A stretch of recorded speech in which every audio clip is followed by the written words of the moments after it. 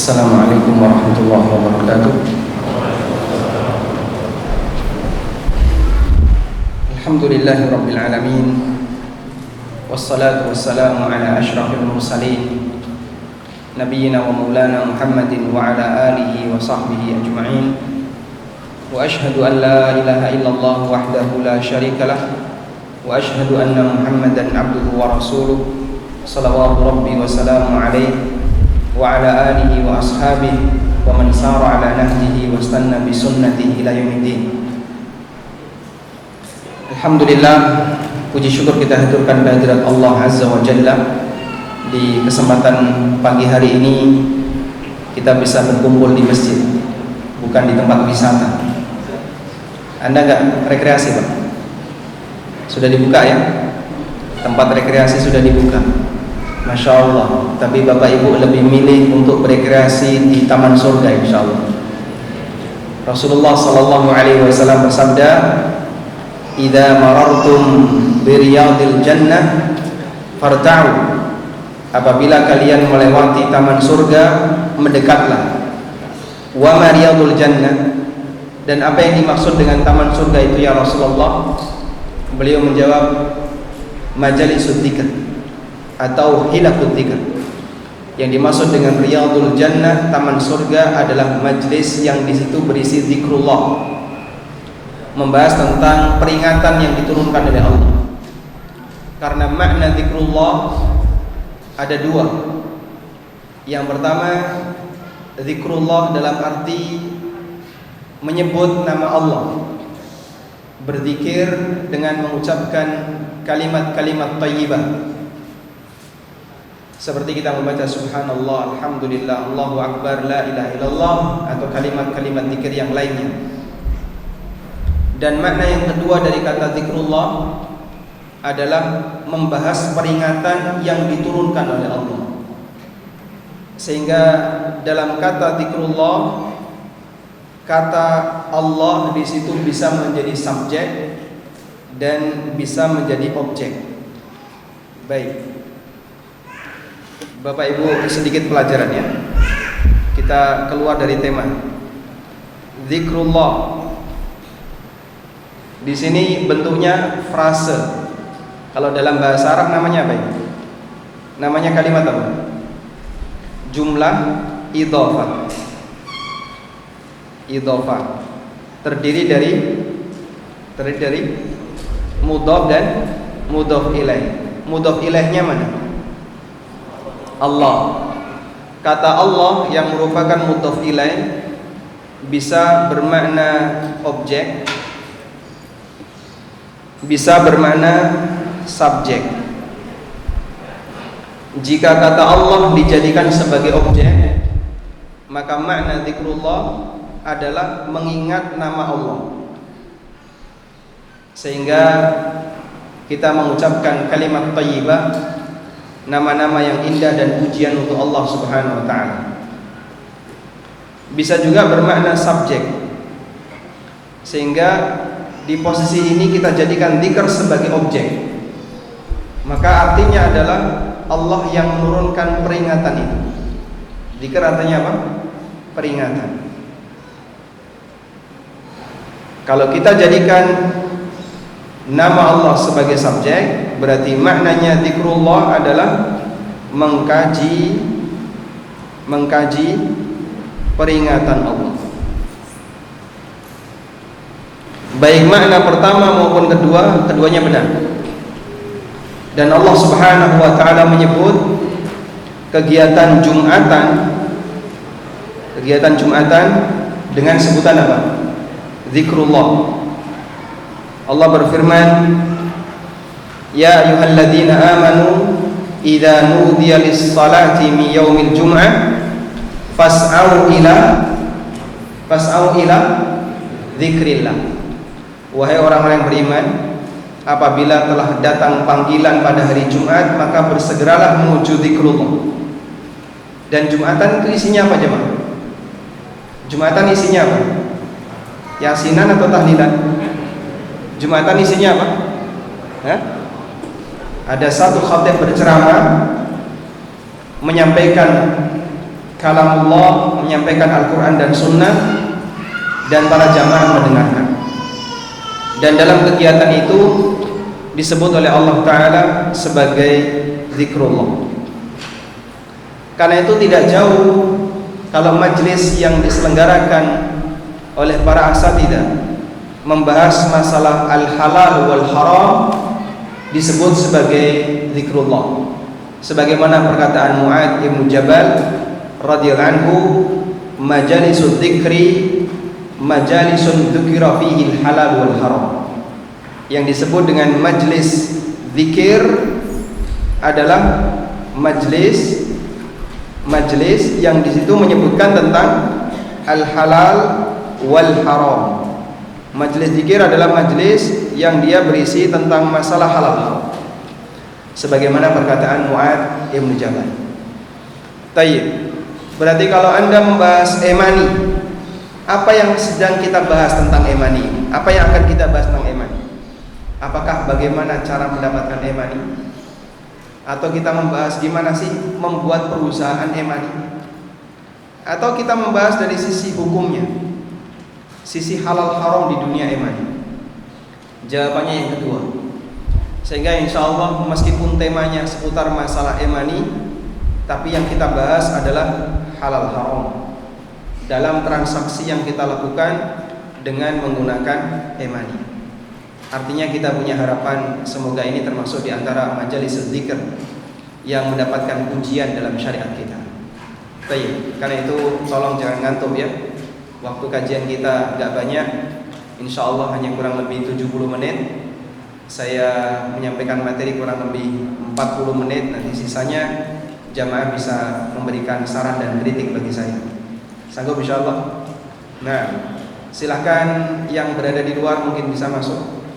Boleh nggak? Merapat boleh? Nggak boleh ya? Atau atur jarak? Yang di luar kelihatan ini Pak? Nggak kelihatan. Masya Allah. Saya kira tembus pandang. Baik, kalau Anda mau melihat tampilan di proyektor, nanti silahkan bapak-bapak merapat ke ruang utama. Tafassahu fil majalis. Silahkan merapat.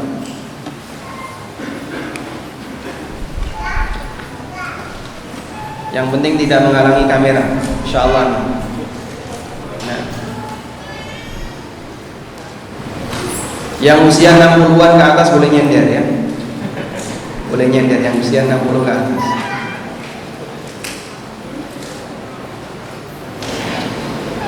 Ayo. Bapak Ibu yang dimakan Allah Subhanahu wa taala. Kita akan mempelajari salah satu di antara topik yang ini barangkali tidak kita jumpai dalam kajian fikih klasik.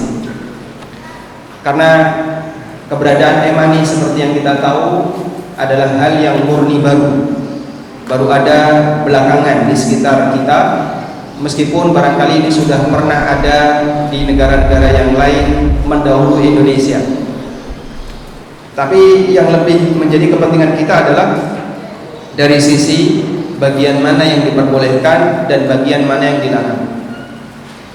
Jamaah dimuliakan Allah Ta'ala, di negara kita kaum muslimin ini punya potensi yang luar biasa. Termasuk salah satunya adalah potensi ekonomi. Terkadang ada sebuah berita yang menyebutkan tentang satu emani saja dalam waktu sehari mereka bisa mendapatkan dana ratusan miliar. Kalau sebuah perusahaan, satu perusahaan e-wallet, satu perusahaan yang menerbitkan dompet virtual, anggaplah misalnya penggunanya 1 juta se-Indonesia, cuman 1 juta, anggaplah cuman 1 juta. Dari 1 juta itu transaksi per hari adalah 10.000 per hari, anggap ya.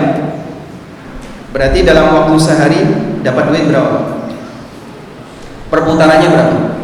10.000 kali 1 juta berapa? 10M 10M per hari. Masya Allah.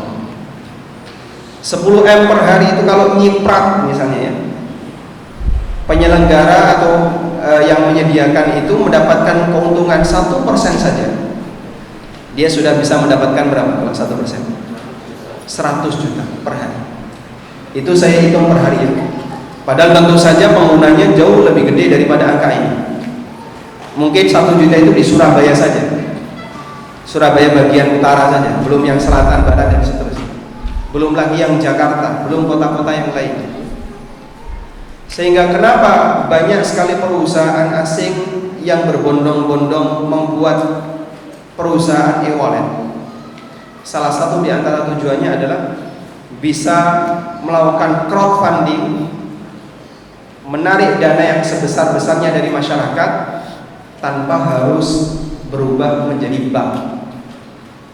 Karena untuk menjadi bank, Pak, untuk bisa memiliki bank, prosedurnya cukup rumit dan ada banyak aturan yang harus dipenuhi. Di samping itu modalnya juga cukup banyak.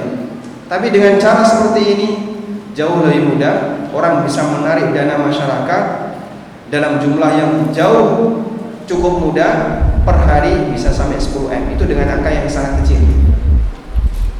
Masya Allah, Masjid Jami sekarang sedang bangun, membutuhkan biaya. Per hari dapat berapa M? Dapat berapa M per hari?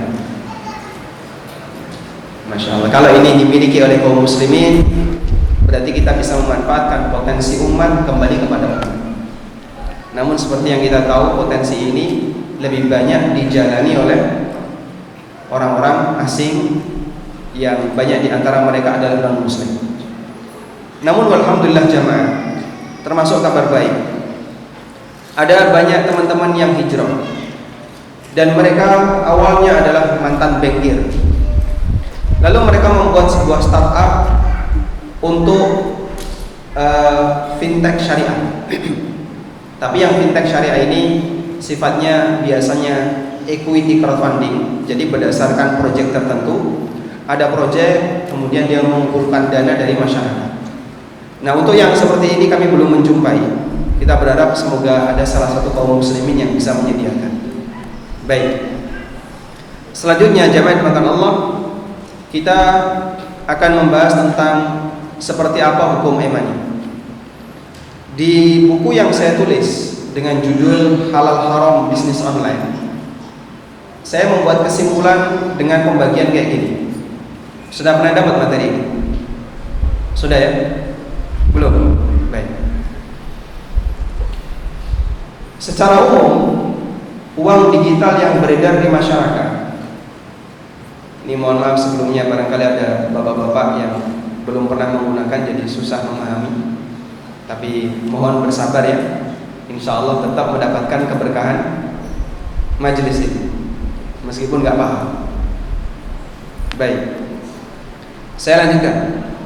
Jadi secara umum jamaah, keberadaan e-money yang ada di Indonesia itu bisa kita bagi menjadi 3. Yang pertama saya awali dari bawah ya, pulsa atau properti digital yang dia bisa dimanfaatkan untuk kegiatan jasa di tengah masyarakat dan sesekali waktu bisa digunakan sebagai alat tukar.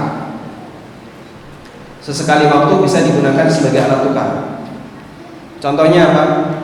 Pulsa listrik, pulsa komunikasi dan seterusnya. Baik. Pertanyaannya, apakah pulsa seperti ini termasuk kategori uang? Karena bisa digunakan sebagai alat tukar di masyarakat. Kadang kan orang belanja bayarnya pakai pulsa. Baik. Ada definisi uang yang disampaikan oleh OJK ya, bahwa sebuah properti itu bisa berstatus sebagai uang ketika dia dijadikan sebagai alat tukar yang sah di sebuah negara dan bisa digunakan untuk memenuhi kewajiban. Memenuhi kewajiban itu seperti bayar utang dan turunannya. Baik. Berarti kalau pulsa bisa atau tidak? Pulsa nggak bisa, karena pulsa bukan alat tukar yang sah di negara. Dia adalah sebuah properti yang bisa dipakai sebagai salah satu layanan jasa. Meskipun terkadang bisa digunakan untuk alat tukar, tapi dia bukan uang. Sehingga dalam transaksi pulsa di situ bukan termasuk jual beli uang, tapi yang lebih tepat adalah jual beli jasa. UFIT sekitar tahun 2013-2014 itu pernah menerbitkan sebuah aplikasi yang kita pasang di iOS, dan waktu itu nilainya, harganya cuma 12.000 atau 13.000. Kemudian ada konsumen yang tanya ke kita, saya kalau beli seperti ini harus melalui aplikasi, repot, karena dia harus punya kartu kredit dan seterusnya. Dia tanya, bisa nggak saya bayarnya pakai pulsa, sehingga nanti saya bisa mendapatkan aplikasi itu dengan mudah dan cukup bayarnya pakai pulsa. Akhirnya itu sempat kita jadikan sebagai wacana pembayaran untuk transaksi jual beli buku dan seterusnya menggunakan pulsa. Saya punya kenalan yang kerja di Telkomsel. Kemudian saya tanya, Mas, kalau kami UFIT itu punya pulsa dalam jumlah banyak, dari hasil pembayaran itu bisa nggak kami cairkan jadi duit?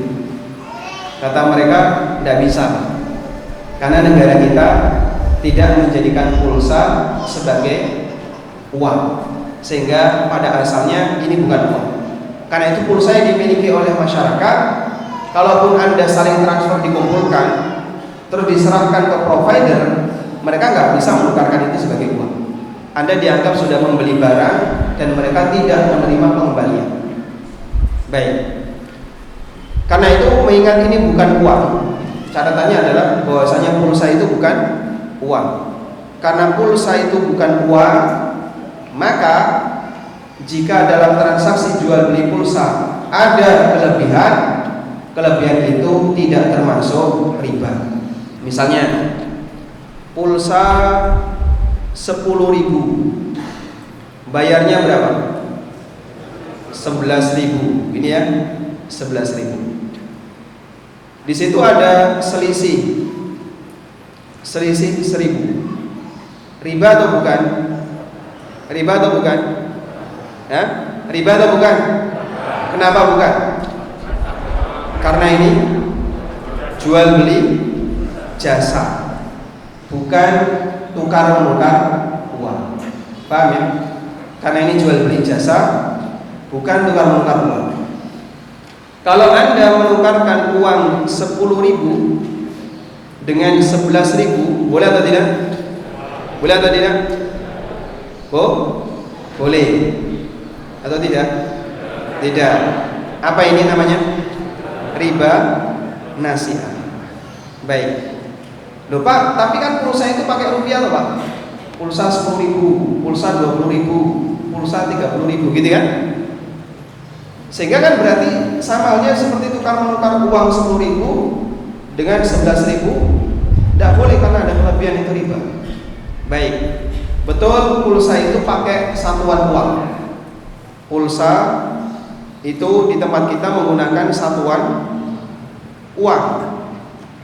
Tapi satuan uang belum tentu dia uang. Menggunakan satuan uang itu hanya untuk kemudahan transaksi. Karena kita tidak punya satuan untuk pulsa. Beli pulsa sekilo atau pulsa 2 liter, tidak ada ya. Bahkan jamaahnya, sebuah objek yang satuan asalnya itu bukan uang, sekarang pakai uang karena paling gampang. Beli bensin 20.000. Bensin 20.000. Alat takarnya apa 20.000? Tidak ada ya. Aslinya kan beli bensin itu pakai satuan volume. Saya beli 1 liter, beli 2 liter. Cuman repot nyusui. Karena pemerintah kita membuat harga bensin itu rumit sekali, nyatatnya aja gak susah ya. Berapa sekarang harga premium? 9 titik gitu kan? Susah, angkanya gak genep. Kalau angkanya genep, 1 liter 10.000, orang ngingetnya gampang. Beli 1 liter mas, bayar 10.000. Beli 2 liter 20.000. Nah, mengingat di pom bensin itu harganya tidak bulat, terkadang orang ketika beli bensin pakai satuan uang. Oh, berarti sekarang terjadi perubahan. Bensin berubah jadi uang. Ada nggak kayak gitu? Tidak. Tetap dia adalah BBM, bahan bakar, dan dia bukan uang, meskipun ketika ditransaksikan menggunakan satuan uang. Sehingga sebatas satuan belum menunjukkan kalau itu adalah uang. Mafhum insyaallah? Baik, saya anggap selesai untuk pembahasan masalah pulsa. Berikutnya kita beralih kepada uang digital yang kedua. Uang digital yang kedua, saya kasih istilah uang digital yang tidak mughattah. Mughattah itu artinya tidak memiliki backup, sehingga dia tidak di backup oleh fiat money. Tidak di backup oleh fiat money. Artinya apa Pak kalau tidak di backup oleh fiat money? Tidak ada uang real di negara kita yang membackupnya. Baik, contohnya apa yang seperti ini? Dia tidak memiliki backup fiat money, tidak punya underlying aset apapun, sehingga orang ketika menggunakannya dia properti yang independen. Properti yang independen memang dianggap bernilai oleh masyarakat, tapi secara status bukan termasuk uang. Dianggap bernilai oleh masyarakat, namun secara status bukan termasuk uang. Kenapa? Dia tidak memiliki underlying aset dan tidak ada backup fiat money. Baik, contohnya apa yang kayak gini? Contoh yang paling gampang untuk menyebutkan uang digital. Uang digital yang apa tadi istilahnya? Ghair mughattah. Uang digital yang ghair mughattah. Ini K ya, bukan Ki. Uang digital yang ghair mughattah, yang dia tidak memiliki backup fiat money. Yang paling gampang kita jumpai adalah kripto, Pak. Cryptocurrency. Ada banyak model cryptocurrency. Dan para pemain kripto mereka selalu mengembangkan, sehingga selalu ada kripto yang baru, terus seperti itu. Sekarang yang terkenal Bitcoin, lalu Ethereum, kemudian di bawahnya ada beberapa kripto yang lain. Ada yang kripto ditinggal oleh komunitasnya sehingga nggak punya nilai. Ada yang makin laris karena banyak orang yang investasi di situ. Baik, sekarang yang jadi pertanyaan, kripto ini uang atau bukan? Apakah kripto itu uang? Ada khilaf di antara para talibul ilmi yang ada di Indonesia maupun talibul ilmi yang sedang kuliah di Universitas Islam Madinah dan beberapa kampus yang lainnya. Sebagian dari talibul ilmi, yang saya maksud adalah mahasiswa atau mereka yang sedang belajar tentang muamalah, mereka mengatakan kripto ini uang. Sehingga karena kripto itu uang, pada waktu Anda membeli kripto, maka hakikatnya Anda sedang melakukan akad tukar menukar uang dengan uang. Baik, saya ulang ya. Jadi, apakah kripto itu uang? Ada khilaf. Ada khilaf. Pendapat yang pertama, kripto adalah uang. Dan ini pendapat sebagian mahasiswa UIN, juga mahasiswa King Saud University. Saya punya sebuah disertasi yang sudah diterbitkan jadi buku. Judulnya Al-Umulat Al-Iftiradiyah. Dan penulisnya adalah mahasiswa S2, dan ini tesis ya. Tesis penulisnya mahasiswa S2 di King Saud University, kampusnya Ustadz Irwandi. Menurut beliau, kripto itu uang. Sebagai konsekuensinya, berarti kalau orang beli Bitcoin, kalau orang beli Bitcoin, hakikatnya apa? Hakikatnya tukar uang dengan uang. Tukar uang dengan uang boleh atau tidak, Pak? Boleh atau tidak? Boleh. Syaratnya apa? Syaratnya sama dan tunai. Berarti 1 rupiah harganya senilai dengan 1 Bitcoin. Mau orang? 1 rupiah 1 Bitcoin mau enggak? Mau. Yang punya rupiah kesenangan ya. Baik. Karena di sini rupiah IDR, kemudian di sini BTC Bitcoin, satuannya sama atau beda? Sama atau beda? Satuannya beda. Subhanallah. Baik, sebentar putus dulu ya. Connecting.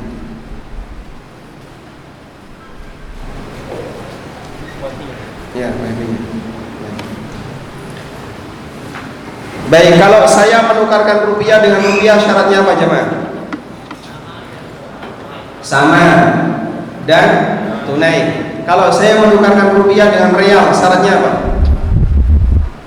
Rupiah dengan real syaratnya apa? Boleh beda tapi wajib tuh tunai. Sehingga misalnya antum menukarkan 1 rupiah dengan 14.000 dolar, boleh nggak? Boleh nggak? Boleh. Yang penting apa? Tunai. Boleh beda, yang penting tunai. Bagus insyaallah. Baik.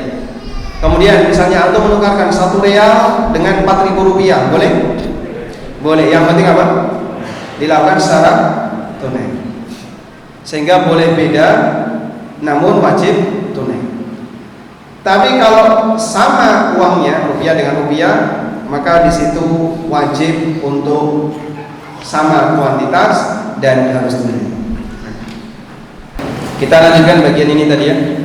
Berarti kalau IDR ditukar dengan BTC, syaratnya apa? Syaratnya apa? Tunai. Begini ya, syaratnya tunai. Sudah? Terjadi kenaikan BTC, lalu orang dapat untung, boleh enggak? Ada orang misalnya beli dolar, dia tukarkan rupiah dengan dolar, terus dia simpan dolar. Kemudian harga dolar naik sehingga dia dapat untung, boleh atau tidak?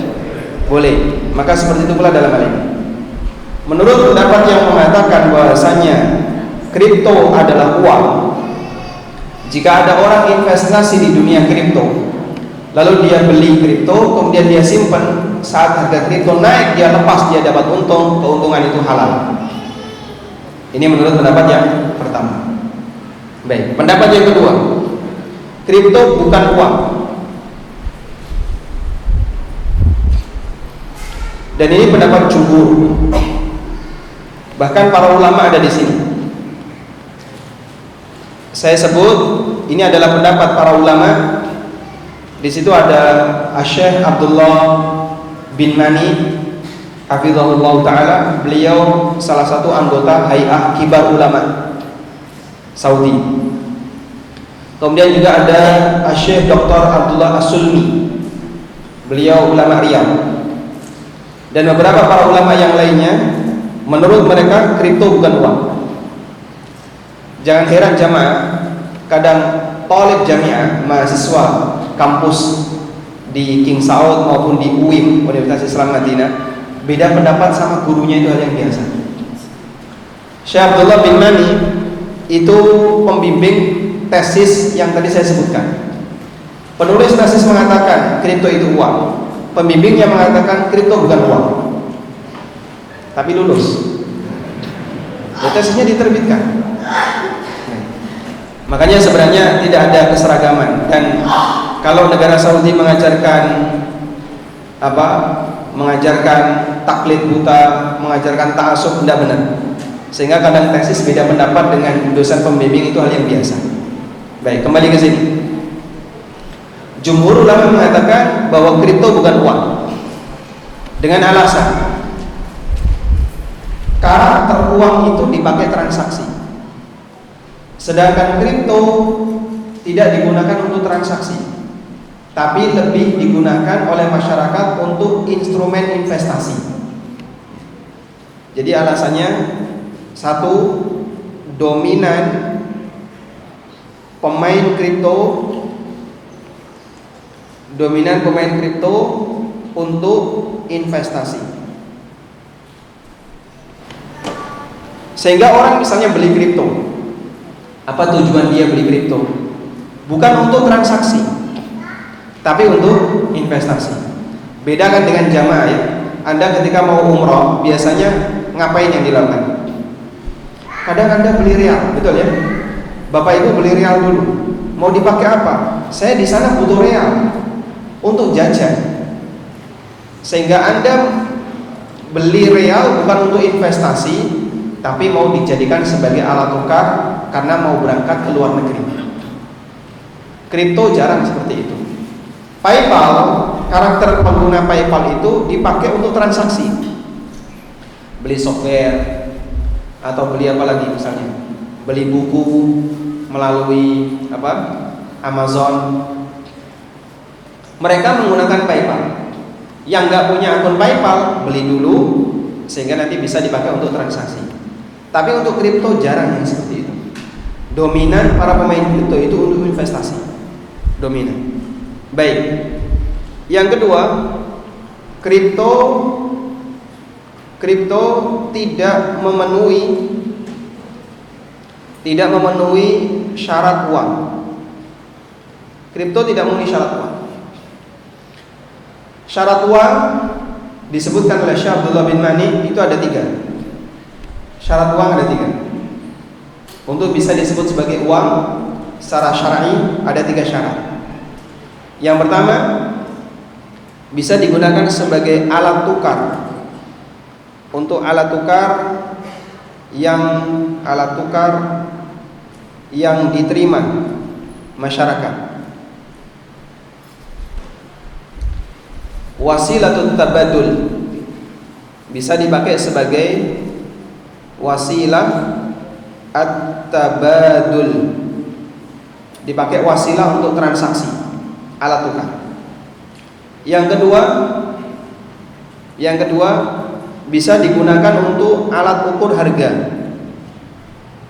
Alat ukur harga, standar harga, mi'yar lithaman, bisa dijadikan sebagai mi'yar lithaman.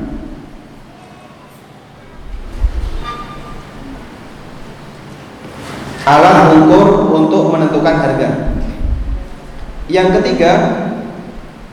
ketiga adalah bisa digunakan sebagai media untuk menyimpan harta. Media untuk menyimpan kekayaan. Ketika sebuah objek dia memenuhi 3 kriteria ini, maka objek itu bisa disebut sebagai uang. Bisa diterima sebagai alat tukar, bisa dijadikan sebagai penentu harga, dan bisa dijadikan sebagai media untuk menyimpan kekayaan. Baik. Kripto apakah memenuhi standar itu? Jawabannya tidak. Terutama di bagian yang kedua, sebagai alat ukur harga. Makanya kan tidak menjumpai ya. HP kamu berapa Bitcoin? Gorengan berapa Bitcoin? Ada Pak? Tidak ada. Anda beli tahu pentol berapa Bitcoin? Tidak ada. Sehingga tidak ada alat ukur harga dengan menggunakan cryptocurrency. Dan masyarakat kita tidak pernah menggunakan itu. Kenapa? Karena seperti yang kita tahu, kripto ini sangat fluktuatif. Sangat fluktuatif. Sehingga kalau dijadikan sebagai standar harga, nanti jadinya nggak bisa. Hari ini nilainya 100 juta misalnya, besok sudah 150, besok lagi jadi 800, terus turun tiba-tiba jadi 500. Sangat fluktuatif. Nah, kalau sangat fluktuatif seperti ini dijadikan sebagai standar harga, ya merusak kehidupan dunia. Makanya tidak ada objek yang dijual secara online dengan menggunakan harga yang mengacu kepada kripto. Kalaupun ada, itu transaksinya dibatasi waktu. Hari ini kami buka harganya 2 Bitcoin hari ini, sehingga cepet-cepetan. Besok sudah berubah karena harga Bitcoin sudah geser. Dan itu tidak mungkin bisa terjadi pada sebuah transaksi yang normal. Beda kan dengan gorengan ya. Gorengan 10.000 dapat sekresek seperti itu. Bertahan dalam waktu yang lama. Setiap Anda beli 10.000 dapat segitu. Tahu pentol sak kresek berapa? 5.000 satu plastik. Berapa lama kira-kira harga ini bertahan? Lama ya? Sekian tahun masih segitu saja. Karena uang ini bertahan. Nilai uang ini bertahan. Kripto tidak bisa dihitung. Sehingga berdasarkan kesimpulan ini, maka kripto bukan uang. Dan pendapat jumhur inilah yang lebih kuat dilihat dari realita yang ada di tengah masyarakat. Baik. Selanjutnya, jika kripto itu bukan uang, lalu bolehkah orang itu investasi di dunia kripto? Kalau dia uang, maka diperbolehkan untuk investasi di dunia uang, dan nanti kalau ada kenaikan sah untuk mendapatkan tambahan. Tapi kalau dia bukan uang, bolehkah investasi di sana? Antum punya pertimbangan begini. Sebuah investasi berhak untuk mendapatkan bagi hasil apabila di situ ada unit usaha real yang menghasilkan. Sebuah investasi halal untuk mendapatkan bagi hasil jika ada unit usaha real yang menghasilkan. Bapak Ibu bisa lihat ya, karakter kripto itu gimana? Karakter kripto gimana Pak? Uang. Atau sebelumnya saya mau tanya, cara untuk mendapatkan kripto apa Pak? Cara untuk dapat Bitcoin. Caranya apa? Satu, mining, menambang, betul ya? Yang dibutuhkan apa ini? Listrik yang banyak, komputer terutama VGA harus canggih. Makanya tiba-tiba harga VGA jadi mahal gara-gara kegiatan mining Bitcoin. Yang kedua, beli. Ini yang paling umum terjadi. Dan mayoritas pengguna kripto itu bukan dari hasil mining, tapi dari hasil beli.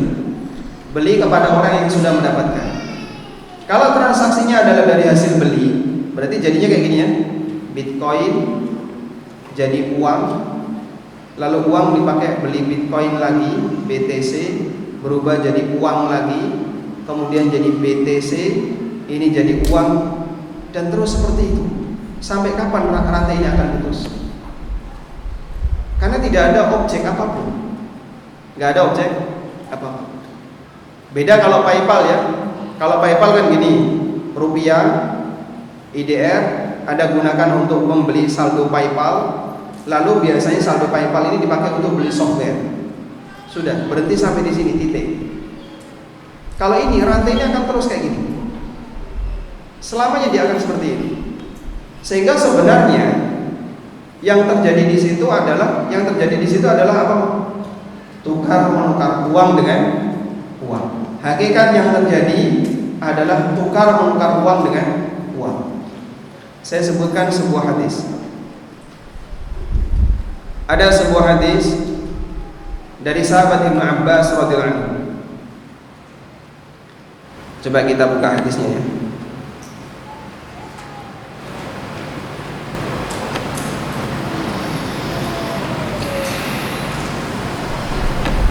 Nah, coba kita buka hadis ini.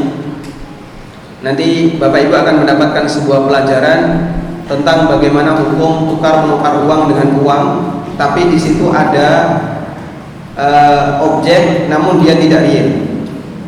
Hadis riwayat Bukhari. Hadisnya riwayat Bukhari. Dari Ibnu Abbas radhiyallahu anhu. Kelihatan ini? Kelihatan? Terbaca? Terbaca? Alhamdulillah. Saya bacakan ya. Yang penting Anda kelihatan. Ibnu Abbas radhiyallahu anhu menyebutkan, anna Rasulullah sallallahu alaihi wasallam naha ayyabi ar-rajulu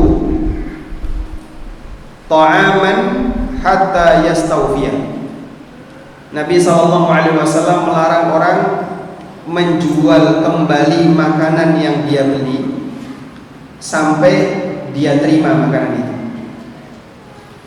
Qultu, aku bertanya kepada Ibnu Abbas. Yang tanya ini siapa? Yang bertanya adalah Tawus, muridnya Ibnu Abbas. Tawus bertanya kepada Ibnu Abbas, kaifa dzaka? Kenapa kok enggak boleh? Qala, kata Ibnu Abbas, dzaka darahim bidarahim wa ta'amu murja. Karena hakikatnya itu duit ditukar dengan duit, sementara makanannya tidak ada. Sementara objeknya itu tidak ada. Baik, kemarin sudah kasih contoh ya tentang apa Pak? Semen. Ada yang ikut kajian di Rewin? Ikut ya? Nah, hadis Ibnu Abbas ini kurang lebih menjelaskan seperti praktek kripto. Barang itu tidak ada. Ada orang investasi Bitcoin, lalu dia jual jadi uang. Jadi uang dipakai beli lagi Bitcoin. Terus seperti itu. Sebenarnya tujuan akhirnya itu apa? Tujuan akhirnya apa? Dia ingin dapat uang banyak. Tujuan akhir di sini. Sehingga sebenarnya terjadi pertukaran antara uang dengan apa? Uang. Uang dengan uang. Kata Ibnu Abbas, hakikat dari transaksi tadi adalah uang dengan uang. Baik, barangkali ada yang belum ikut di Rewin kemarin. Saya ulang ya. Saya ulang. Ini ada A. A membeli semen di toko bangunan. Beli semen di toko bangunan 10 sak. Berapa 10 sak?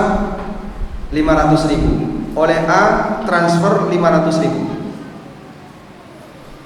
Dapat 10 sak semen. Lalu dia minta kepada toko bangunan lewat telepon. Jadi A sama sekali nggak datang ke toko bangunan. Dia minta kepada toko bangunan, tolong semen saya disimpan di situ. Tunggu sampai ada perintah dari saya untuk dikirim. Siap. 86. Lalu A mencari konsumen. Dapatlah B. A dapat B. Kemudian B ditawari, saya punya semen 10 sak. Mau nggak kamu beli semen saya? Berapa? 600.000. Akhirnya dibeli oleh B. Baik, siap. Tapi nanti sampai sini ya. Siap. Nah, dibayarlah 600.000. A menghubungi toko bangunan, tolong kirimkan semen ke B. Dikirim 10 sak semen. Sudah? Kata Ibnu Abbas, coba Anda lihat fokus di A ya. Anda fokus di A. Kata Ibnu Abbas, hakikat yang terjadi pada A ini apa coba? Hakikat yang terjadi pada A itu apa? Keluar 500, masuk 600. Begitu ya. Sehingga seolah-olah terjadi pertukaran antara 500.000 dengan 600.000. Ini praktek apa ini? Ini praktek apa? Yang tadi ini. Praktek apa ini? Riba afwan. Yang lebih tepat riba fadl. Ini riba fadl. Tolong catatannya diganti. Ini adalah praktek riba fadl. Ada pertukaran antara uang dengan uang dilakukan secara tunai, namun ada selisih nilai. Sudah? Nah, Bitcoin kurang lebih seperti itu. Uang ditukar dengan uang. Ada selisih nilai dan pasti bisa bertambah, bisa berkurang. Sehingga hakikatnya terjadi seperti ini. Ada orang investasi Bitcoin 10 juta, lalu dia bisa mendapatkan 12 juta. Selisih 2 juta adalah riba fadl. Makanya praktek seperti ini bagi para ulama yang mereka menilai bahwasanya Bitcoin bukan uang, termasuk di antara transaksi yang penuh dengan gharar dan riba. Kenapa disebut gharar? Karena seperti yang kita tahu, fluktuasi Bitcoin tidak karuan. Sehingga seperti orang taruhan, saya pasang 10 juta. Lalu sekarang kita lihat bagaimana grafik Bitcoin. Oh, naik turun tidak karuan. Oh, itu naik turun tidak karuan. Berarti di situ ada praktek ketidakjelasan yang sangat dominan. Sehingga bisa kita sebut pemain Bitcoin hakikatnya sedang melakukan perjudian. Karena fluktuasinya nggak jelas. Nah, terus bagaimana solusinya Pak? Kalau kami sudah pernah membeli Bitcoin, Allah kasih solusi. Falakum ru'usu amwalikum la tadlimuna wa la tudlamun. Kalian berhak untuk mendapatkan nilai pokok dari harta kalian, sehingga dengan itu kalian tidak berbuat zalim dan tidak dizalimi. Kalian tidak mendolimi dan tidak dizalimi. Karena itu bagi yang sudah pernah melakukan investasi, dilepas dan targetnya adalah cukup untuk bisa mendapatkan uang utuh kembali. Anda investasi berapa? Dulu 10 juta, sudah targetkan balik 10 juta. Selesai. Selanjutnya jangan lagi bermain di dunia itu. Paham insyaallah? Mahum ya? Alhamdulillah. Baik. Di negara kita cukup banyak syubhat tentang Bitcoin, sehingga pemainnya juga cukup dominan. Padahal kita tahu Bitcoin ini tidak punya fiat money, tidak ada negara yang menjamin, tidak ada federal yang memberikan jaminan dan seterusnya, sehingga praktek di situ hakikatnya adalah seperti orang nyimpen duit, lalu terjadi fluktuasi yang gak karuan, lalu dia mendapatkan duit kembali dengan nilai yang berbeda. Sekarang kita akan lanjutkan yang ketiga, uang digital yang mugotoh. Mugotoh berarti dia punya backup. Karena dia mugotoh berarti punya backup. Uang digital yang mugotoh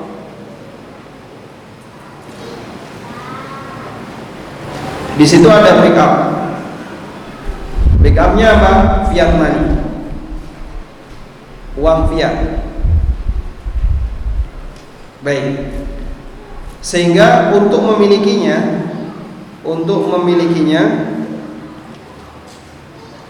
dia harus top up. Kalau tidak top up tidak bisa. Sehingga uang ini bisa nggak Pak di mining? Saya mau mining GoPay, bisa?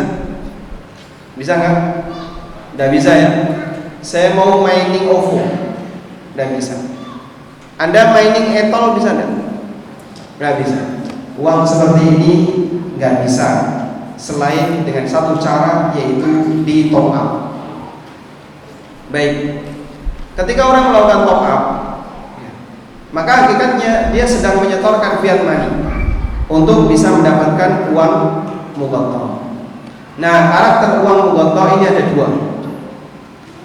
Uang yang ada yang mugotoh tadi apa Pak? Mugotoh itu apa? Hah? Ada backupnya. Bismillah.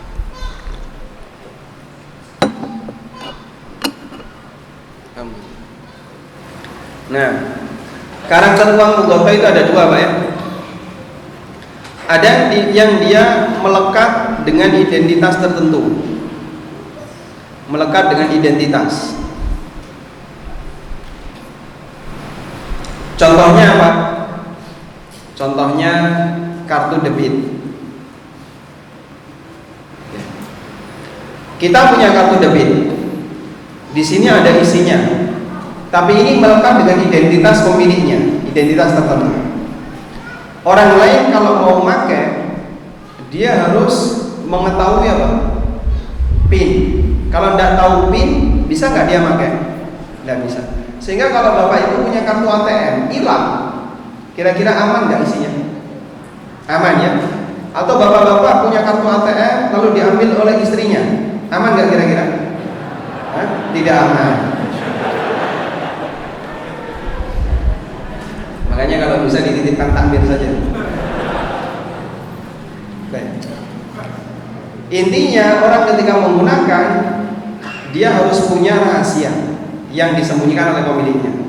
Hal yang sama apa ini Pak? Hal yang sama seperti ini adalah e-wallet. E-wallet yang dia berbasis aplikasi. E-wallet berbasis aplikasi. Contohnya OVO, GoPay, dan seterusnya. Anda menginstal aplikasi Gojek, otomatis di situ ada OVO-nya, atau Grab ada GoPay-nya. HP Bapak hilang, padahal di situ ada saldo OVO. Orang pakai bisa nggak bisa. Kenapa? Ada PIN yang harus diisi untuk bisa menggunakan itu. Maka insyaallah. Baik. Untuk yang seperti ini kami memahami bahwasanya saat top up, ketika top up statusnya adalah memberi utang. Saat top up hakikatnya adalah memberi utang. Karena karakter utang itu identitas. Di masa silam ada yang disebut dengan sok. Ada yang disebut dengan sok. Sokun, sodkaf.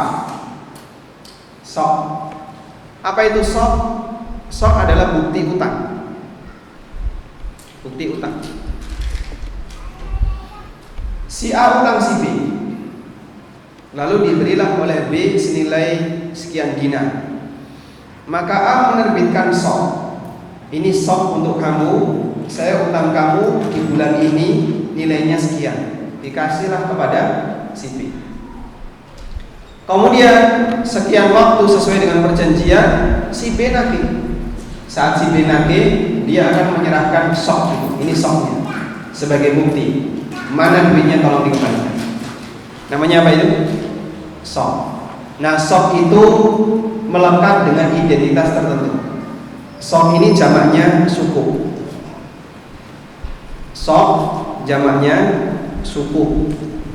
Dia melekat pada identitas tertentu. Baik. Dan akad yang menggunakan sok itu akad qard, akad utang piutang. Makanya kalau orang bawa sok, loh ini bukan milik kamu, ini miliknya fulan, saya nggak mau ngasih. Orang tidak akan ngasih duit ketika yang membawa sok bukan sesuai dengan identitas yang tercantum di dalamnya. Baik. Nah, sebagai konsekuensinya, kalau Anda mendapatkan diskon disebabkan menggunakan e-wallet seperti ini yang berbasis aplikasi, maka diskon itu statusnya riba. Berdasarkan kaidah apa? Kullu qardin jarra naf'an fahuwa riba. Maka insyaallah baik. Sehingga kalau ada pertanyaan, apa hukumnya belanja di Shopee pakai Shopee Pay nanti dapat diskon gratis ongkir?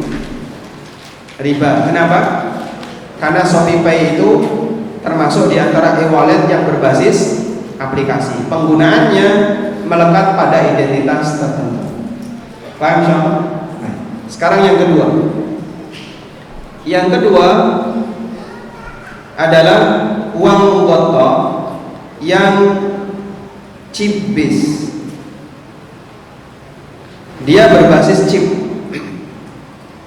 sehingga tidak melekat dengan identitas.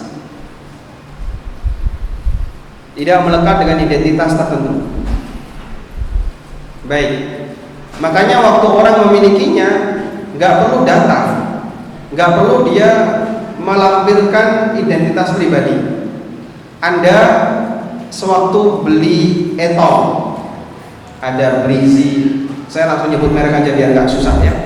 Ada Brizi, ada Mandiri etol, ada BCA Flash. Itu nyerahkan fotokopi KTP nggak? Pakai fotokopi KTP atau kakak? Enggak ya. Sehingga Anda bisa mendapatkan kartu itu tanpa identitas. Kalau kartu ini jatuh hilang, lalu ditemu oleh pendekar berwatak jahat, dia bisa pakai nggak Pak? Meskipun dia nggak tahu chipnya, meskipun dia nggak tahu pinnya, karena memang nggak tanpa pin. Nah, karakter seperti ini itu seperti uang baru. Kalau Bapak kehilangan sok Anda hilang, jatuh, ditemu orang, lalu dipakai orang itu untuk nagih, nggak diterima. Tapi kalau Anda kehilangan uang 100.000 uang, ditemu orang, uang itu dipakai bisa nggak? Bisa. Anda kehilangan dolar, ketemu orang, bisa dipakai nggak? Bisa. Nah, Untuk e-money yang dia basisnya chip kurang lebih seperti ini. Sehingga akad untuk e-money ini contohnya apa Pak? Contohnya ya, e-tol, kemudian e-money yang diterbitkan oleh Mandiri dan seterusnya. Untuk e-money jenis ini, akad yang terjadi, akadnya adalah akad shoraf. Akad shoraf itu apa? Tukar menukar uang. Sehingga terjadi perubahan antara uang kartal ditukar menjadi uang digital. Sudah? Baik. Syaratnya apa ini? Syaratnya apa? Wajib tunai, dan karena satuannya sama-sama rupiah, maka sama kuantitas. Tidak boleh ada selisih kuantitas. Jelas insyaallah? Baik. Sekarang konsekuensinya. Jika ada diskon, riba atau bukan? Riba atau bukan? Bukan. Kenapa bukan? Kenapa bukan riba? Jika ada diskon, riba atau bukan? Jawabannya bukan. Tidak riba. Kenapa? Karena tidak ada transaksi utang. Karena tidak melibatkan transaksi utang piutang. Loh, kami top up itu ngapain Pak? Anda ketika top up berarti Anda sedang melakukan akad shoraf, menukar uang kartal dengan uang digital. Dan karena di situ tidak ada akad utang, maka mendapatkan diskon hukumnya dibolehkan. Paham insyaallah? Baik. Saya menjual barang. Sekarang $1 berapa harganya Pak? Rupiahnya berapa? Baik. Saya menjual sebuah barang. Harganya barang A ini kalau pakai rupiah 140.000. Tapi kalau pakai dolar cukup 8 USD, $8. Kalau pakai USD cukup $8. Ada selisih enggak? Ada selisih enggak? Ada ya. Boleh enggak kayak gini? Boleh atau tidak? Jadi kalau dia belanja dengan menggunakan USD, saya kasih diskon. Tapi kalau dia belanja pakai rupiah, harganya 140. Boleh atau tidak? Riba atau bukan? Riba atau bukan? Bukan. Baik. Sama halnya seperti ini ya. Belanja A.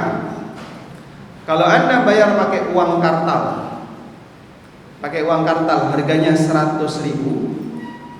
Kalau Anda bayar pakai uang digital, harganya 90.000. Riba atau bukan? Sama seperti di atas. Bukan riba. Paham insyaallah? Jelas atau belas? Belas. Sudah selesai nih Pak kajiannya Pak. Paham ya? Manggut-manggut paham ya? Paham. Alhamdulillah. I'm listening. Cukup? Baik, ini ada beberapa pertanyaan ya. Kita kajian selanjutnya jam berapa? Jam 10 di masjid. Dekat ya? Masya Allah. Kenapa nggak di sini aja? Ya? Jamaah sana suruh pindah sini. Atau Anda yang pindah sana? Sampai lewat 45 Pak. Baik.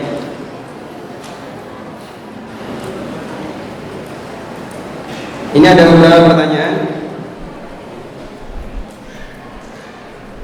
Pertanyaan yang pertama. Assalamualaikum warahmatullahi wabarakatuh. Waalaikumsalam warahmatullahi wabarakatuh. Bolehkah kita menabung uang di bank syariah? Bukankah uang kita di bank syariah akan diputar oleh mereka?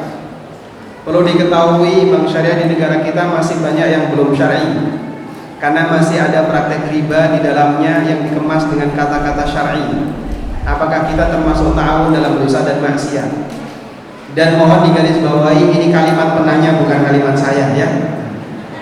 Kesimpulan tadi adalah kesimpulan penanya. Baik. Masih betah kajian? Atau bubar? Baik, mohon tenang. Apa hukumnya menabung di bank syariah? Bapak Ibu yang dimuliakan Allah Ta'ala, ketika kita berbicara hukum sebuah perbuatan, termasuk yang perlu kita lihat adalah latar belakang dan tujuan. Ketika kita berbicara hukum sebuah perbuatan, termasuk yang perlu kita perhatikan adalah bagian batin atau latar belakang dari sebuah perbuatan. Terkadang Nabi Shallallahu Alaihi Wasallam melarang seorang sahabat untuk melakukan perbuatan A, dan terkadang beliau membolehkan sahabat untuk melakukan perbuatan yang sama karena dilihat dari latar belakangnya. Ada sebagian sahabat yang minta kepada Nabi SAW, ya Rasulullah, jadikan aku sebagai amil, sebagai ASN. Tapi dilarang oleh Nabi SAW, kamu gak layak. Ada di antara mereka yang minta kepada Nabi SAW, ya Rasulullah, jadikan aku sebagai imam bagi kaumku. Berarti kalau dia dijadikan sebagai imam bagi kaumnya, maka statusnya sebagai wakil Nabi SAW. Dan diangkat beliau, anta imamuhum, kamu menjadi kaum bagi mereka. Sehingga terkadang ada sebuah perbuatan bisa berbeda-beda nilainya, dilihat dari apa jemaah? Dilihat dari apa? Latar belakang. Baik. Menaruh uang di bank. Menaruh uang di bank, dan tentu saja ini di rekeningnya, bukan di safe deposit. Itu punya banyak latar belakang. Ada yang latar belakangnya untuk tujuan keamanan. Ini daripada ditaruh rumah nggak aman karena ada resiko ancaman istri, misalnya ya, atau resiko ancaman suami. Lalu dia taruh di bank. Apakah ini diperbolehkan untuk bank konven? Jika tidak ada yang syar'i, ada fatwa Syekh bin Baz yang membolehkan. Jika tidak ada bank syariah, yang ada hanyalah bank konven. Karena dulu Saudi seperti Indonesia, dalam urusan perbankan yang hadir pertama itu bank riba, bank konven, sebelum ada bank syariah. Lalu muncul pertanyaan, nyimpan uang dengan jumlah yang sekian banyak, kalau di rumah beresiko, boleh nggak meletakkan uang di bank konven dengan tujuan keamanan? Dan beliau memberikan fatwa diperbolehkan untuk tujuan keamanan. Baik, ini yang pertama. Tapi selama ada syariah, ada bank syariah, wajib di bank syariah. Walhamdulillah, kalau di Indonesia seperti ini sudah sangat tercukupi. Di bank syariah kita ada produk yang namanya Wadiah. Sehingga silahkan Anda pilih produk ini, insya Allah tidak ada kelebihan spesial pun di sana. Baik. Ini yang pertama ya. Tujuan yang kedua, untuk kemudahan transaksi. Untuk kemudahan transaksi. Ada orang yang dia buka rekening, tujuannya itu murni untuk kemudahan transaksi. Saya berdagang, tidak mungkin saya hanya menggunakan satu bank. Akhirnya dia buka rekening bank 1, bank 2, bank 3 dan seterusnya. Dari sekian rekening yang dia buka, tujuannya hanya sebatas untuk menerima transfer atau dia mau belanja ke tempat grosir dan seterusnya. Dan ini dibolehkan, namun gunakan yang syariah selama pilihan itu ada. Selama pilihan itu ada. Kalau tidak ada bagaimana? Boleh di syariah. Baik. Yang jadi pertanyaan, bagaimana kalau syariah tidak ada? Syariah tidak ada, adanya konven. Baik. Apakah sebatas untuk kemudahan transaksi bisa dijadikan sebagai alasan untuk membenarkan membuka rekening di konven? Ada sebuah kaidah yang mengatakan Al-haja tunzalu manzilatat darurah. Al-haja tunzalu manzilata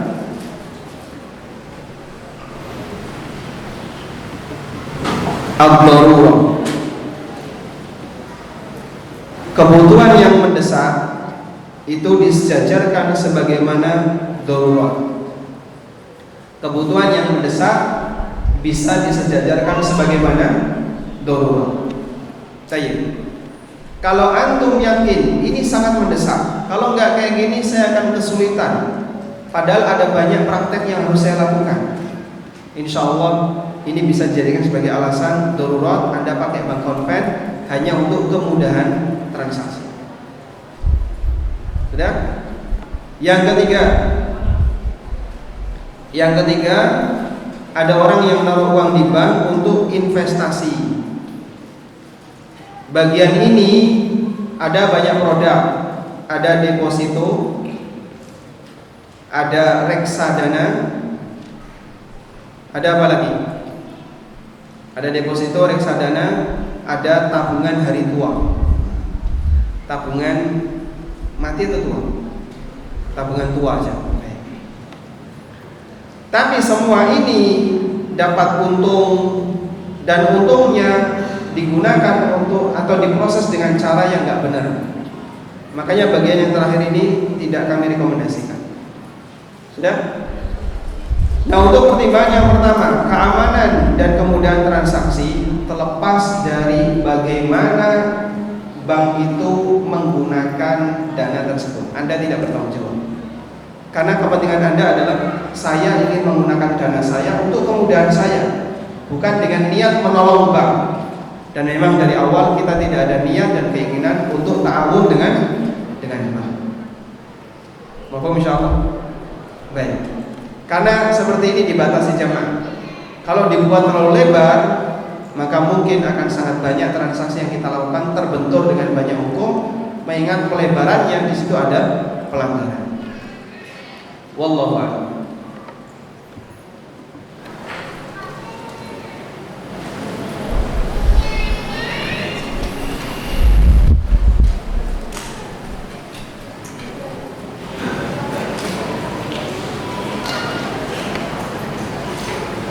Assalamualaikum warahmatullahi wabarakatuh. Waalaikumsalam warahmatullahi wabarakatuh.